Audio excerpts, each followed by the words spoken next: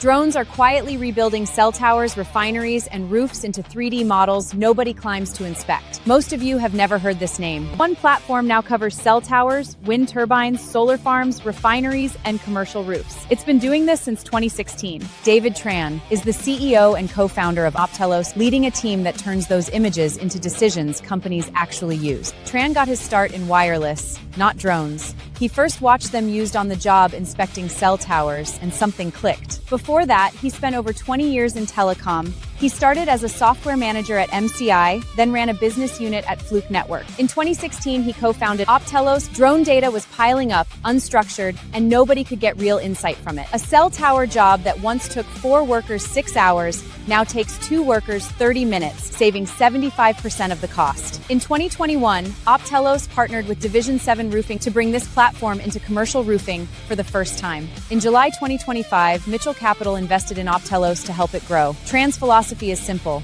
Bad data leads to bad decisions. Today, we're sitting down with David to talk about what the drone sees before the inspector ever does. David, welcome to the tie-in.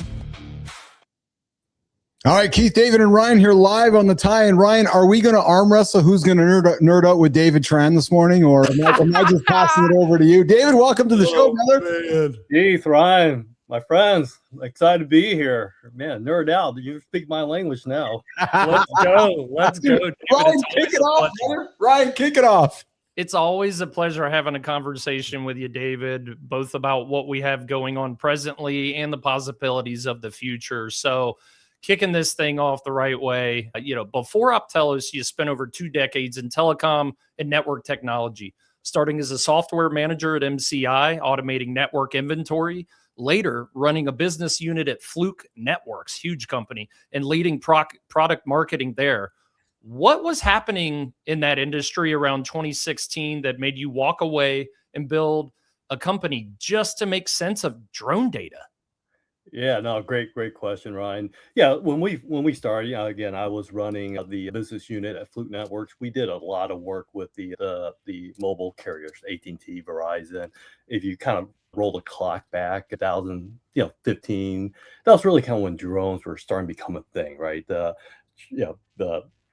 industry was trying to kind of take a look at, can we use drones to do all this visual data, visual inspection. So if you look at the AT&T at the time, what they have to do is they have to inspect their cell towers. And to do that before drones, they had to typically take 2-3 people. They have to rig up, gear up.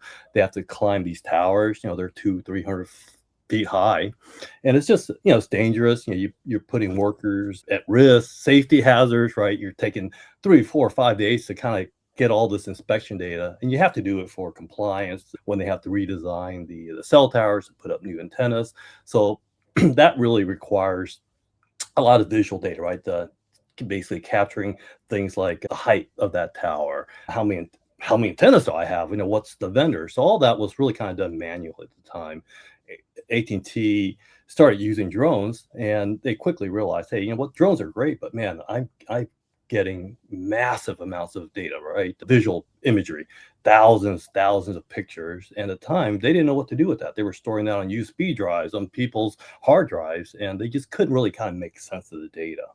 So they reached out to us, and that's really kind of when I got introduced to the drones. Basically, that was kind of my first exposure to it. As we dug deeper, it was really I'm kind of a data geek by trade. I'm an engineer, but really kind of my background's data. And so this challenge really fascinated us. Go, hey, the challenge was really not the data capture, right? In fact, drones made that data capture so much easier, right?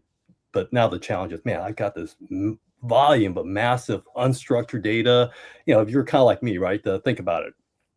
You got your cell phone today, you're taking pictures of your kids and that data never goes anywhere, right? It kind of lives in this black hole. And my wife says, hey, what's a picture of our kids 5 years ago? I don't know. It's probably on my phone somewhere, right? Yeah. So you kind of think about that in the what we call the built world. It's millions of times magnified, right? They have terabytes of all this data that's just doesn't live anywhere, and that they couldn't really make effective use of. And that's really kind of our first exposure. That's what got me excited about the opportunity here to really help customers solve that data challenge. Yeah. Hey, Ryan, can I jump in here for the question? For something David said when he answered your question was that they stuck to it. David, you stuck to a specific job, and business owners, entrepreneurs, when they start a business, they think that they solve a lot of problems, but yet we know solving one problem is the key. You guys discovered solving the one problem for the cellular industry. And what I find fascinating about it was, what was it about that specific job that told you that the real business wasn't the drone? It was actually making sense of everything that the drone captured. And to me, there's kind of two lessons here. It was, we need to solve one problem. Let's then monetize it and grow from there. But then you went up with what you think you were doing, but then you realize what you were actually doing. Talk to that for a moment, David. Yeah, no, great question. Yeah, when we first started, it was, we're about cell towers and how do we solve that cell tower challenge, right? Yeah. If you really kind of take a step back, the challenge isn't really that cell tower itself, right? It's what do you do with this data, right? This structured data. How do you take this data and make better decisions with that information?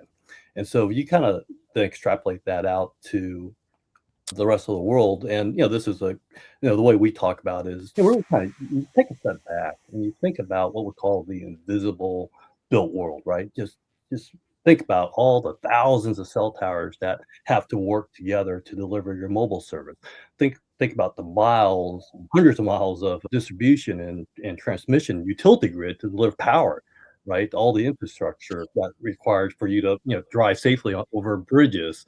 Think about of course, commercial roofing and building, the facade, conditions of the facade and the roofing, all those, there's just massive amounts of infrastructure that has to be safely and efficiently maintained.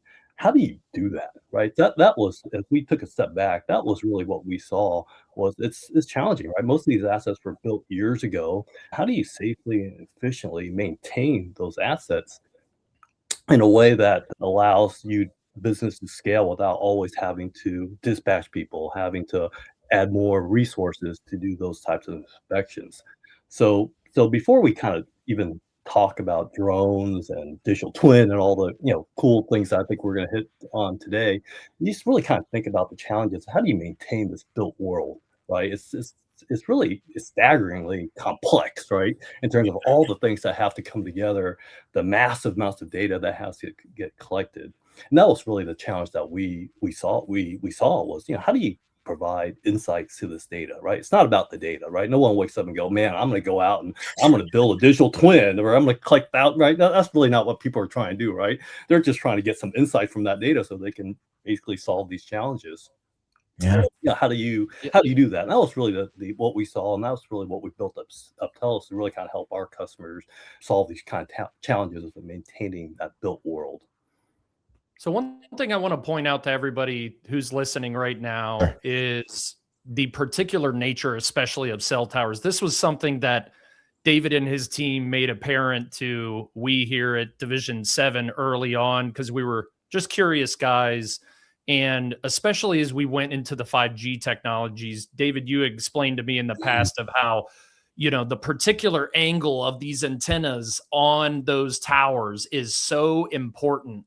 And so when we're talking about inspections, I just want everybody to realize, this isn't just, counting things. That's part of it, but it's such a particular calibration that needs to be done on today's technology of cell phone towers.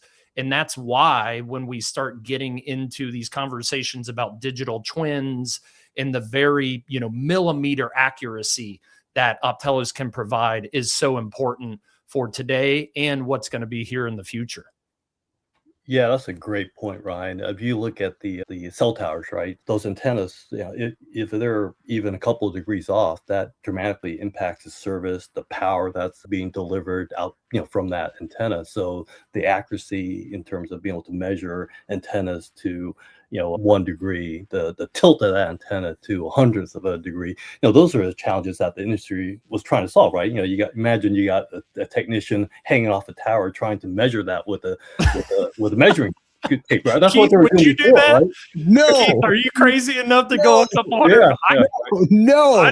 I think I would climb up with a harness and then be like, okay, I'm good. I'd climb right back down. Oh yeah. I just imagine you put one heck of a visual in my head when you're talking about a dude hanging off with like a giant protractor or something up there. Oh my That's goodness. really what they were doing. It's just crazy. Yeah, I have utmost respect for the Yeah. tower climbers and people that work on these towers. It's just a crazy environment, super dangerous. You're hanging off of a 200-foot structure that's kind of waving in the wind. It's crazy what these guys have to do to maintain those towers. And so Yeah. anything we can do to help them do that more efficiently, more safely, that's really kind of what we want to do. Yeah, we are live with Keith and Ryan here on the Tie-In, presented by Division 7 and Optelos. All right, we're going to move to our next segment, Jimmy, and it's a segment called What If, sponsored by our friends over at Optelos. And Ryan, hey, what about this? What if the crew missed? What if you could inspect the workmanship on every section of a commercial roof without waiting for the final walkthrough? That's what the superintendent and quality control inspections are for. They can't be everywhere at once. The photos inside Optelos can reveal unacceptable practices that were overlooked during installation. Such as? Poor flashing details, open seams, improper fastening, incomplete terminations. Each issue is visible, geolocated, and tied to the exact area of the project. So the contractor can send the crew directly back to the problem before it's covered, before closeout, and before a workmanship issue becomes a warranty claim. That isn't just project documentation. It's quality control with proof.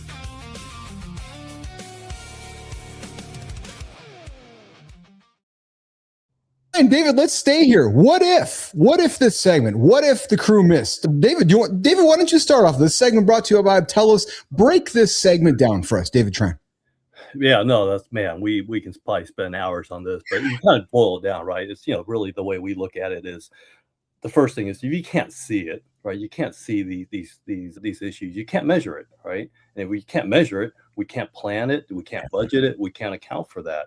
And so this is for us about being able to see these conditions through the different captures, right? The drones, mobile devices, then be able to take that and measure it through digital twin and AI, and then basically allow the output to deliver these types of actions. So for us, it's really about those concepts of, gotta be able to see it. Once we can see it, right, we can measure it. And once we can measure it, man, we can do all sorts of really cool stuff with that data. Absolutely, right. David. I'll tell you from a contractor's perspective, I'm basically going to repeat what you said in different words, right? So in any process of any service that we're providing, there's three kind of main points there where we're going to go look at the work, we're going to estimate the work, and then we're going to do the work. And then after that, we have to quality control the work to make sure that it reaches an acceptable standard before we present that back to the paying client and say, here you go, the job is done.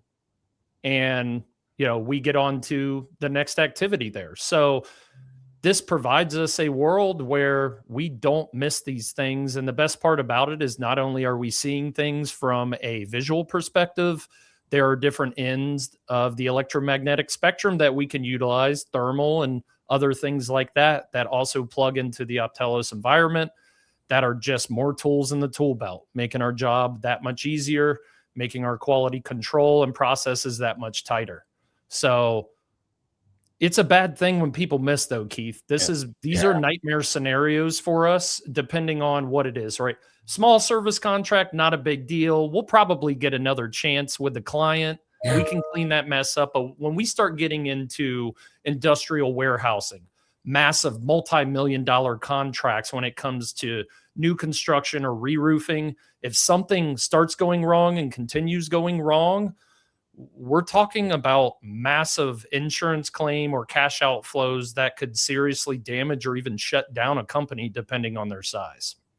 Interesting. So, what I'm wondering, guys, is maybe, so we've been dropping a word on the show, and Ryan, you live in the word, David, you live in the word, and I live in the word, but maybe somebody tuning in right now is not living in the word. And the word I'm talking about is digital twin. David Tran, what is a digital twin?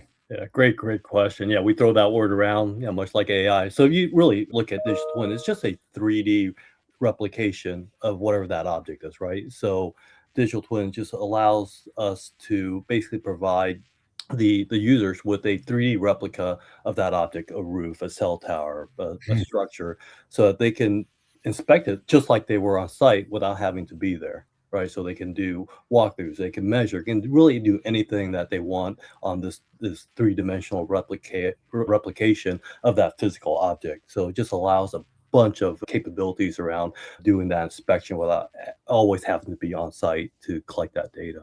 Yeah, Ryan, as a roofing contractor and somebody who's leading the charge in this industry, blending the future technology with yesterday's processes, when you first were introduced to a digital twin of a building, a full building envelope per se, I'm making an assumption here, you really had an aha moment because you're like, oh, I now can see what I can do with this, Ryan. Absolutely. I was our company's lead estimator at the time. Yeah. So being the guy who came from doing the takeoffs the old school way, just random pictures around the roof of the measuring tape of the details, generally what's going on, working with an estimator at the time and understanding what it meant to document things clearly and his frustrations, and then becoming an estimator took it to that different level, right? Because now I was training people, I was feeling those frustrations. You're always wondering, it's like, I have a picture here, I have a picture here, and there's this gap in between them. And you're like, what's in between those? Or like, there's something off that's this side of the camera. And you're like, man, you're almost thinking in your mind, like, man, if I could turn my monitor and like see a little bit more information. So that's what it really came down to for me, is just like, they show me this digital twin or 3D mesh or point cloud. There's different versions of it for different purposes, but it was like, oh my gosh, they finally figured it out. I can see everything as if I'm right there on the roof. And it's not just about the internal operations. There's opportunity here for the customer, the client face side of things as well. We oftentimes provide our clients access to our Optelos work packages for their own purposes, and we use them in sales. I'll tell one quick story that I'd love to tell about this. Is early in our days of 3D modeling, we were also experimenting with virtual reality. We had a local property manager whose asset manager was out in California. That property manager was having trouble convincing the asset manager that they needed a new roof, and there was no doubt about it. They needed a new roof. So what did we do? We took that digital twin, we put it in a VR chat room. We shipped the asset manager out in California a set of VR goggles. We took everybody on a virtual tour. We flew them up to the roof like you're in a dream, and we start showing them the damage, the age, the problems. And before we got out of that chat room, the roof was sold. Now, I know that's a very high technical aptitude way of doing things. It's only becoming easier, and it's actually very simple on David's platform to get in there and just on a video call, share your screen, show them the 3D models, zoom in, talk to them as if you're standing on the roof, and think about the possibilities. Rather than going there and burning all that time, it's like we could run 10, 20 of those video calls a day. So it's really it's a force multiplier among all the other things that we've talked about here. Yeah, well, this is good to throw us at David then. Guys, you're live with Keith and Ryan here and David Tran, presented by Optelos on the tie-in. Hey, David, in 2021, so taken from what Ryan said, taking that experience, you guys started in cell towers. In 2021, you partnered with Imagine Technologies Group, the tech arm that Kiesel built inside of Division 7 Roofing, the same shop the show actually comes from. It could just it shows you guys the forward thinking that John Kiesel has, like seriously, and not to blow smoke at John, but John really sees the future quite differently because he called it two parallel visions joining forces. Now, David, you spent years building this for cell towers, utilities, oil and gas, and then Kiesel knocks on your door and says, hey, what about the commercial roofing industry? So what made commercial roofing worth building for you guys so specifically, David, at Optelos? Oh yeah, no, great. I mean, we love working with John and Ryan here to really kind of expose us to commercial roofing. But because if you look at commercial roofing, right, it really has the same dimensions, the same challenges as all these other industries, where you need to inspect that roof, right? You want to eliminate things like retrips, right? That's costly. And that's the same thing with cell towers. And you want to get that data once and be able to use it over and over again for different purposes. And so those elements of the roof was actually super interesting because we believe that our solution can really help facilitate the improvements to takeoffs, to the analysis, to the final output of of that data set. And what we really saw was the ability to, and I think Ryan did a great job of explaining this, highlighting this, is that, man, showcasing that to the client, right? When's the last time a client walked the roof, right? Saw what was really on their facility, roof, facades, parking lots, what we call the building envelope. Man, when's the last time the clients really were exposed to that in a visually compelling way? And we felt like all those elements really kind of came together for us with the Optelos platform and helping, Ryan and John really fulfill that vision. Yeah. Hey, yeah, you guys can join our show live in the comments. Come join the show, The Tie-In, every Thursday live at 10 o'clock Eastern time, or you can find us on the roofingauthority.network. Come say hi, come drop a comment. If you want to be a guest on the show, come knock on Kiesel's door, my door, or Ryan Resides' door. And of course, you guys looking for some great building envelope digital twin technology, connect with our friends over at Optelos. Jimmy, let's go to the debrief. We're going to go to segment 3 with our guest today, David Tran.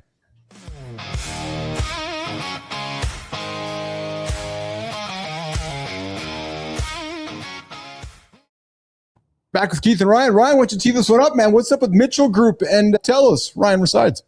Yeah, it's the next phase of life for him here. So David, Mitchell Capital took a controlling stake in Optelos back in July 2025. And you said the plan was to accelerate product innovation and grow into sectors you already serve. A decade after starting with cell towers, what does that capital actually let you go build for an industry like us in roofing?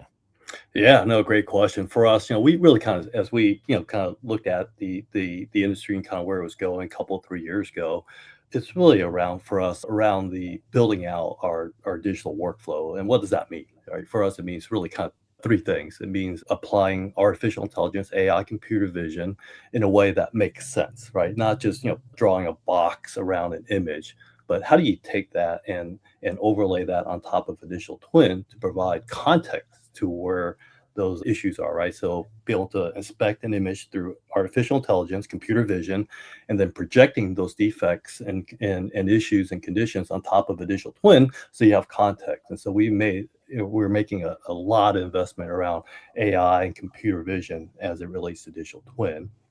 The second is really around mobile. So mobile being empowering the inspectors, the folks on the roof, with mobile devices, not just drones, but mobile, right, to capture, to do, apply artificial intelligence and to make these scans and combine that together into a unified data set. And really for us, the third element is touching on AIs. You hear the term AI agents a lot, right? These workflows.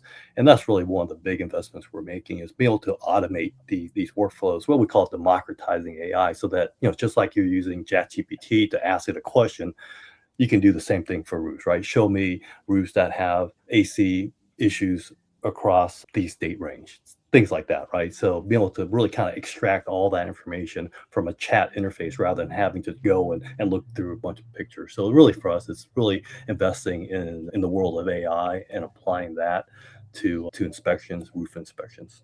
Yeah. Hey, David, I want to throw a business question at you, because there's a contractor, there's a business owner listening to our conversation right now, and you made a significant business decision in July of last year. You gave up controlling stake to a business partner. And as a founder, as a business owner, as somebody who's starting a business, that's a big decision to arrive at. Now, without getting into the nitty-gritty details at your business, but there's somebody listening right now that was in a position you were in, or was in a position to look into the future, and it's like, I don't know, I'm having a hard time with this decision. David, maybe it's a good chance to give some business coaching or some advice. What did you learn from that experience? How did you arrive at that? Regrets? I know that Mitchell's part of your team. Not regrets, but maybe just reflection, David.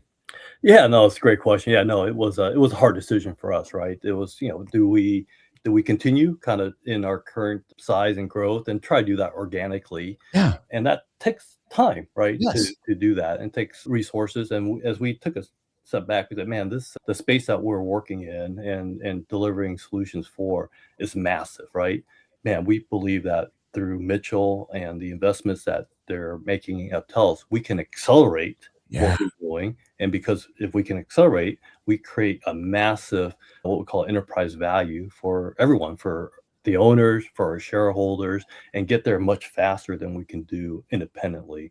And so the decision was really around, hey, how do we accelerate what we do and ultimately generate much higher enterprise value for our shareholders, for the owners, and ultimately for our customers? Just do that faster. And look, like anything else, right? When you do these things, it's a marriage, right? You got to find the right partners. We took a long time in making that decision. And Mitchell's, the capital has been great. We love working with them. They're really truly wanting to help deliver kind of this promise that we're making. So yeah, it's been a great journey. We loved every moment of it, and yeah, absolutely, it's been fantastic. Yeah, and before I throw it to Ryan for the last question, I want to follow that up with just something you said there. Would there be any advice or any words of wisdom you would offer somebody who was in a position you were a year ago, which was if somebody would have told me this, it would have helped me with that on the spot? Can you think of anything, David? Yeah, oh man, a lot, but probably the biggest here is that the pace of innovation, right? How quickly that market's moving, especially AI, is just we underestimated, frankly, how fast that market's moving. I wish a year ago we would have accelerated our really kind of our entry into AI. And so I think a year ago it was just, hey, what, we think AI is kind of going here, and we're sitting here now, it's probably 5 times where we thought it'd be, and the opportunity was really much larger than we predicted. So I wish we had saw kind of the pace of what the AIs be able to provide in the industry. Yeah. Ryan. Yeah, amen to that, David. We feel the same way over here. Every time we go to build something and have an idea for it, 3 days later it appears on the internet, and we're like, well, don't need to build that now. Yeah. So yeah, remember, everybody, technology increases at an exponential rate. And if you don't know what an exponential curve looks like, look that up, because it goes vertical real quick. So talking about technology, something that I should say, one of the reasons I really push this at Division 7 alongside of augmenting our operations is that I felt it would be something that's going to be very attractive to the younger generations, the newer part of the workforce. So, David, I'm curious, from you, where you sit at Optelos, is winning over the next generation the real payoff of visual data in this industry, or is that a side effect of something you think matters more? Yeah, no. I think if you kind of look at the industry, this industrial industry, right, the new generation's already coming in, and you look at the oil and gas, telecom, roofing, man, everyone is embracing this new technology. The younger, even the current generation, really kind of sees the benefit, the force multiplier, really kind of all the capabilities that this can provide. And if anything, it's really the world's getting more visual, right? Everything from social media to data inspection, right? Visual in the sense that it's mobile, it's wireless, it's all these things kind of coming together. And yeah, we see the current generation, and probably the ones coming up here, they're fully embracing it. No one's kind of asking what AI can do anymore. It's just, man, how do we apply that to solve our problems? And it's being adopted at a very, very fast pace. Ryan, when you asked that question, and it's kind of dawned on me, because the way you asked the question to David, you really preface like, that's the future of the roofing industry. It's data, it's visual, it's actually a guy sitting in a room controlling drones and robots to make things happen. And I think about the work that Optelos is doing. Like David, you guys are building that future, because Ryan's right. That young guy coming up, that 30-year-old, 40-year-old, that 25-year-old is like, oh, I don't want to go do the blue collar stuff. It's like, wait a minute. You mean I can sit in a room and look at data and play this cool visual stuff and play with AI tools and build digital twins? That's pretty cool stuff. That's pretty cool stuff. That's exciting. Exciting. Right? So, like, David, you guys are building that future in many ways. Yeah, absolutely. You asked about the investment with Mitchell. That's exactly what we're using that investment for, is really kind of helping to build that future around visual and AI, and having that come together to solve these challenges. And yeah, that's exactly it. It's super exciting, man. This is I've kind of been in the industry a long time, and man, this is probably the most exciting in terms of the changes to technology all coming together, and everyone's excited. No one's, a lot of that, people don't want to be left behind either, right? Everyone else sees the pace of this, and frankly, the reason is that it is, it does add value, right? People wouldn't be using it if it didn't add value. And I think, Ryan, you're experiencing this every day in terms of, man, how can we apply more of this technology to add value to your customers? And so, yeah, it's a fantastic time to be involved in this space for sure. Yeah, my excitement. Backing off what you said there, David, there's a new form of exhaustion that's being reported on now. People are so excited to keep using these AI platforms and agents that apparently they're staying up 24/7, especially on the coding side, because they don't want to let these things rest. They're accomplishing so much. And there was actually one of the higher ups at Anthropic recently in an interview I was watching with him that said the people who are embracing this are going to become like demigods in the workplace. So super exciting times. I'm certainly guilty of staying up way too late. And I appreciate my wife because she's the one who has to deal with everything else while I'm sitting there geeking out, trying to improve a great business. So thanks for that, babe. So and my excitement got the best of me. So some choice words, Jimmy, we'll cut them out later. But David, am I really a nerd if I confess to you that a couple years back, I took a drone and I went and scanned one of Western Canada's largest cemeteries down the road because I wanted to create a digital twin and create some coolness. So I went and created a digital twin of this big cemetery using drone technology. So when I heard we were going to meet with you today, I was like, oh, there's some cool stuff we can talk about with David Tran here today. So I know a little nerdy stuff. I know it's exciting times. David? So, yes, you are a nerd, but yeah, we that's us, man. We love nerds and geeks, and man, that's who we are. So Ryan knows it, yeah. So that's awesome, David. We're wrapping up, my friend. This was awesome. Is there anything we didn't talk about, get to, that you want to make sure we get into the show here today? And before we do that, and we can find you at inspectwithoptelos.com, but anything that you want us to get after that we didn't get into today before you leave today, David? Yeah, no, I mean, I thought first of all, thank you for having me on the show. I truly loved it. It was awesome. But yeah, no, I think for us, the one thing that we do want to make sure people are aware is that it's super easy to get started, right? You don't have to be a data scientist. You don't have to know how to fly drones. You don't have to do any of those things. We can help you with really any stage of that journey. So it's super easy to get started. Don't fear about things about digital twin or AI or anything. Yeah, that's what we do. So we keep it super simple to get started. So yeah. Awesome. Ryan, closing comments for David. And we got some comments from John Kiesel in the comments there. But Ryan, before I get to Kiesel, I know we can't get rid of the guy. He's just always around. Ryan, I love it. David, really just a thank you to you, my friend, for joining us here on the show. We always appreciate your partnership. We always appreciate the conversations and the innovation that you bring to the table and helping us take our industry to the next level and also help solve that labor force problem. So thank you for your time, and I look forward to talking to you here in the near future. Fantastic. Ryan, Keith, thank you. Really enjoyed it. Yeah.